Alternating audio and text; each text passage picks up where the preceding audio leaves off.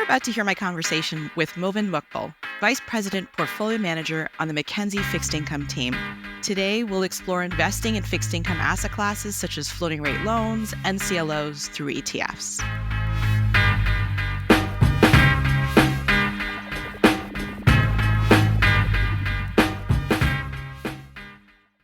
This podcast is for informational purposes only. Information relating to investment approaches or individual investments should not be construed as advice or endorsement. Listeners should seek professional advice for their situation.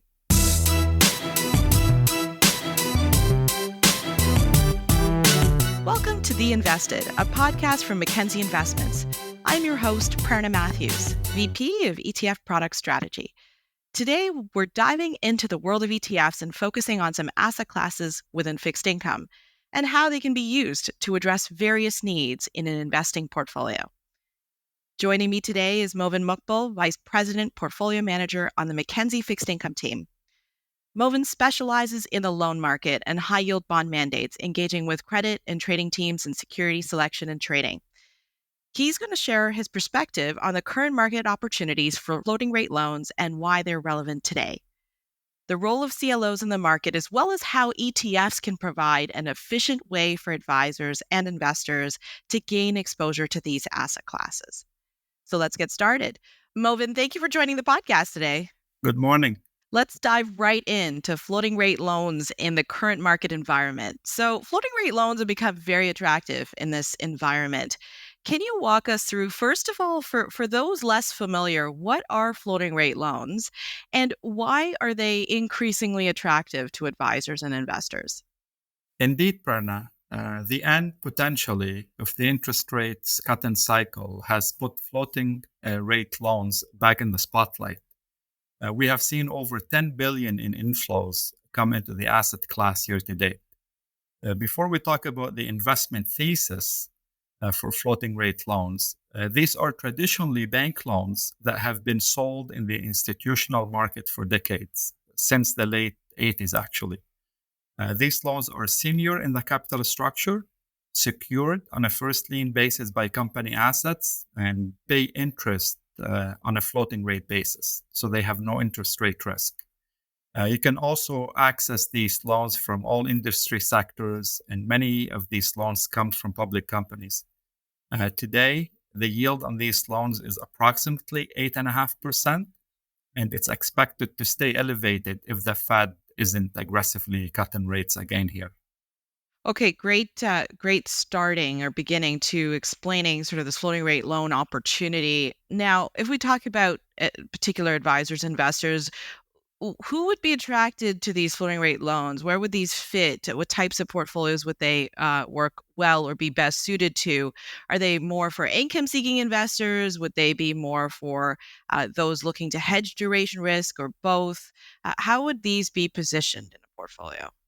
These loans are suited for all investors looking for high-yield type income, while being okay taking a credit risk. Investors who have experience or tolerance with the high-yield bond market can also consider investing in this asset class. One advantage for investors is you clip the high coupons without taking duration risk, which is in the bond market. However, one disadvantage is you don't have the upside in loans when interest rates drop and bond prices rise. So you could see there are pros and cons.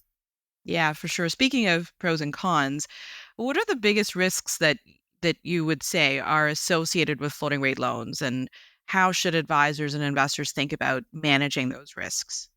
The biggest risk is default risk. Although floating rate loans have no interest rate risk, but much like the high yield bond market, they do have credit risk. Credit risk is really what differentiates these loans, which are made to below investment grade companies. Just so you know, the weighted average credit rating in the loan benchmark is B high. Ideally, these loans should be used in the context of a diversified fixed income portfolio.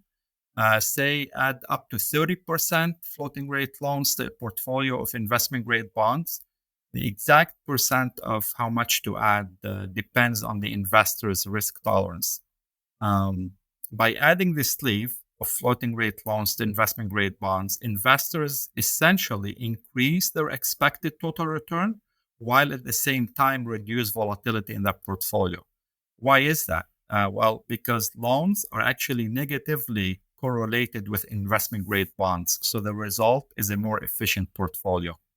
Really helpful perspective, I'm sure, for our listeners. This is a great start in terms of talking about floating rate loans. We're also hearing a lot in the current market environment about collateralized loan obligations, or CLOs. Uh, let's hear from you. What are CLOs? They're often misunderstood, is what I've seen. Can you give us a high level of how CLOs work, how are they built, and how they relate to floating rate loans? Yes. So as you've said, the CLO stands for Collateralized Loan Obligation, which really is a diversified pool of floating rate loans. This pool or this vehicle, this structure, is sliced into 5 or 6 tranches with different risk reward characteristics.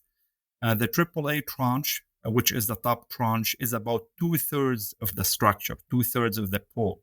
So you have 1/3 subordination under the AAA, or what we call 33% cushion before the AAA loses any value or anything. The AAA is first in payment and cash flow and last in losses, right? That's the safest, the top piece. The equity tranche at the bottom is the opposite. The equity is the first in losses and the last one in payments. And in between, you have from the top, below the AAA, you have the AA tranche. You can possibly have a single A tranche, triple B tranche, double B, and then the equity. So you could say it's really a diversified pool of loans sliced and sold to different types of investors. Very helpful baseline on CLOs. What are some common misconceptions about CLOs?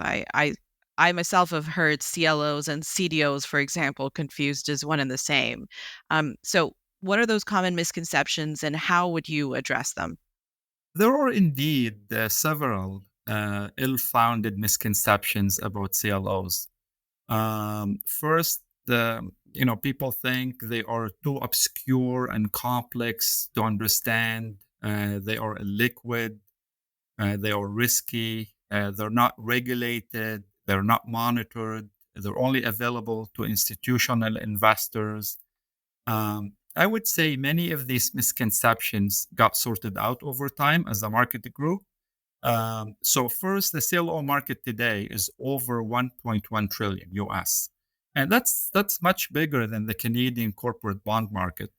The CLO market, again, today is well developed with a wide spectrum of investors in it, from tier one global banks like JP Morgan, BAML, Citi, Wells Fargo in the US, to Canadian banks, European banks, Japanese banks, all by the AAA tranche and the AA as well.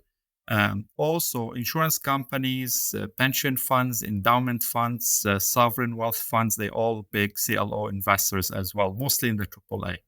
Now, for the more junior tranches and for the equity, typical investors would be credit funds or hedge funds or private equity firms. So those are willing to take more risk for more return. All CLO tranches and bonds are liquid. They trade daily with over 1 billion in average trading volume daily. The debt tranches are rated and they're marked to market daily. And most importantly, Prana, is there is so much research in the CLO market.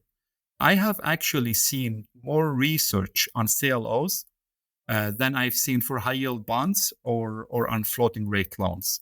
Investors also compare CLOs to CDOs and worry how CLOs would perform in another large scale financial crisis. Well, CLOs are much more standardized and liquid, also more broadly covered, as we've talked about, and well researched than CDOs. CDOs can hold a wide range of data from unsecured bonds to secured bonds and mortgages. CLOs are in a way cleaner, concentrated, and focused on floating rate loans. So you can see there are clear and significant differences between CLOs and CDOs, especially in terms of collateral, liquidity, coverage, and research. And the CLO market has really come a long way in the last 10 years. That's great, Movin. And, I think it really lends itself to the credibility of this particular segment of the fixed income market and how much it's developed. So just on continuing on that train of conversation, how do CLOs compare to traditional corporate bond investments in terms of risk, return, liquidity? Yeah, keep in mind there are several tranches in a CLO, right? So if we're talking about the AAA, which again is 2/3 of the structure, then this AAA CLO market offers almost no or very little credit risk, no rate risk because they're floating rate, and are pretty liquid. Just to put some numbers in context, right? So for example, in 2022, when high yield and investment grade bonds were both down double digits, AAA CLO bonds were up 50 beeps positive in total return, right? Go to 2023, AAA CLOs were up nicely at 8.7% and also over 7% in 2024. So you can see some really good returns over a bad period generally for fixed income, right? I mean, indeed, we've had a lot of volatility in bond returns over the past 3 years because of rate risk, which is absent in CLOs. So again, given these attractive characteristics of CLOs, we actually started buying CLO bonds, mostly AAA from Tier 1 and Tier 2 managers. And we also bought some double A's and some triple B CLOs as well. That's really helpful perspective on CLOs. So let's shift our gears back to the advisor and the investor. So and in the context of how they can access these exposures, right? Because, obviously holding floating rate loans or CLOs directly in a portfolio for the average advisor or an investor is probably not the right approach. The importance of diversification of portfolio construction and sort of assessment of each of these loans is critical in putting together a portfolio. So ETFs have become great vehicles of delivery for floating rate loans. Of course, we have MFT, for example, at Mackenzie. We're seeing more in the CLO space. We've recently filed a preliminary prospectus for a AAA CLO ETF. So I'd love to get your thoughts on how ETFs have changed the way advisors and investors are accessing these types of fixed income asset classes. Fundamentally, investors use loan ETFs and CLO ETFs to reduce their interest rate risk while still invested in fixed income, right? For coupon reasons, for income reasons. But there is more to it in terms of market scale for these ETFs and the scope of products retail investors have access to. Philosophically, this is really about democratization of capital and the retailing of both asset classes. Actually, floating rate ETFs have been around for over 20 years now. As you've mentioned, we have our own loan ETF, which we launched in 2016. Now, on the other hand, although the CLO market has been around for over 35 years for institutional investors, it's still really in its infancy for retail investors, right? And this is where retailing the CLO asset class comes in. So CLO ETFs are only about, say, 5 years old, and they actually started gaining in popularity and adoption about a year ago. Today, there are over 24 CLO ETFs, maybe 3 dozen even, with over 30 billion in AUM in assets. You have a AAA CLO ETFs, you have a triple B and double B CLO ETFs, and you have CLO ETFs with a mixture of some or all tranches from the CLO.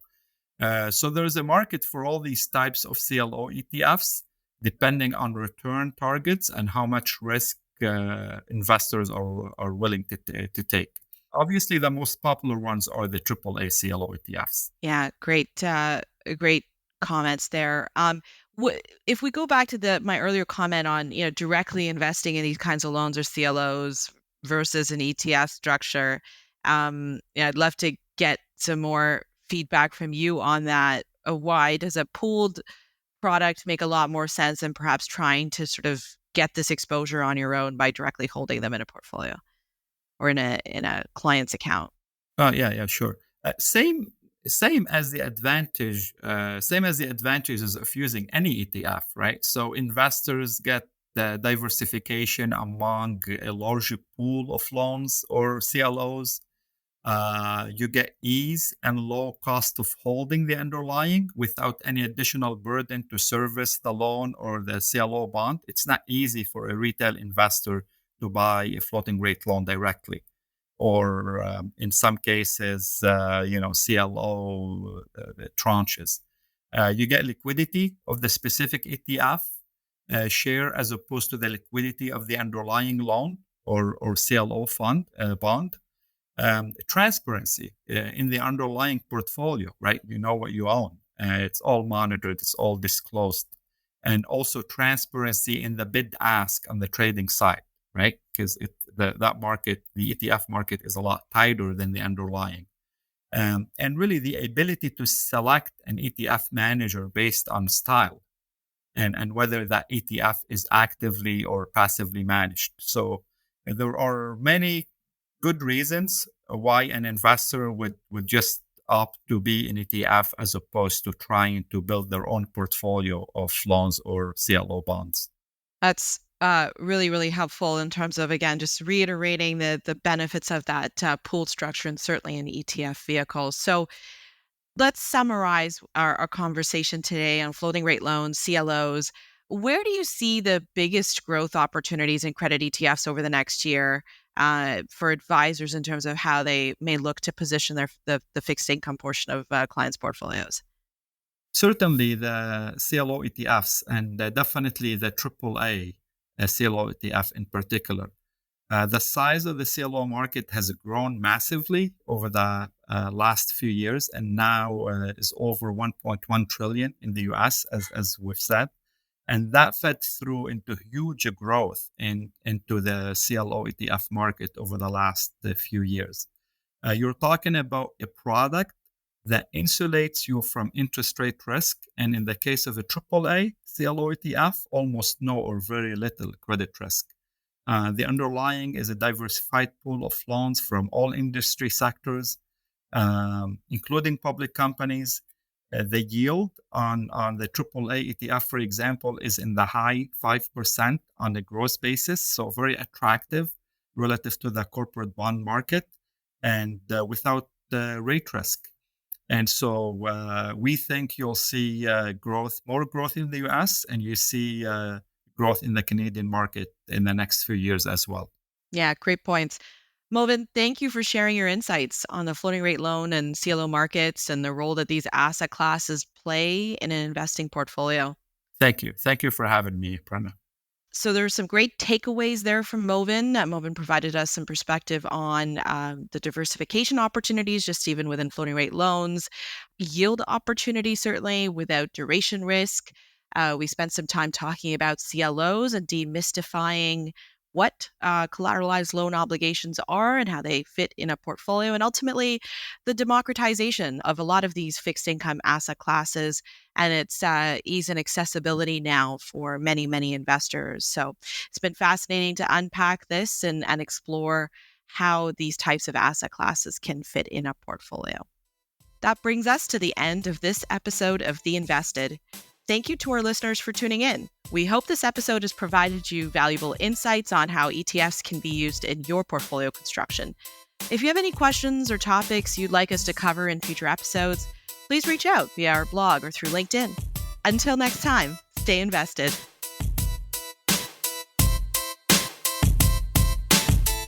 The content of this podcast, including facts, views, opinions, and recommendations, is not to be used or construed as investment advice and is not an offer or an invitation to buy or sell any security. The content of this podcast should not be relied upon for any purposes, and Mackenzie Financial Corporation is not responsible for any reliance upon it. This podcast includes forward-looking information that reflects our current expectations or forecasts of future events. Forward-looking information is subject to risks, uncertainties, and assumptions that could cause actual results to differ materially from those expressed herein. Our views are subject to change based on market conditions. Commissions, trailing commissions, management fees, and expenses may all be associated with mutual fund investments and exchange-traded funds. Please read the fund facts and prospectus before investing. The indicated rates of returns are historical annual compounded total returns, including changes to unit values and reinvestment of all dividends or distributions, and does not take into account sales, redemptions, distribution, or optional charges or income tax payable by any security holder that would have reduced returns.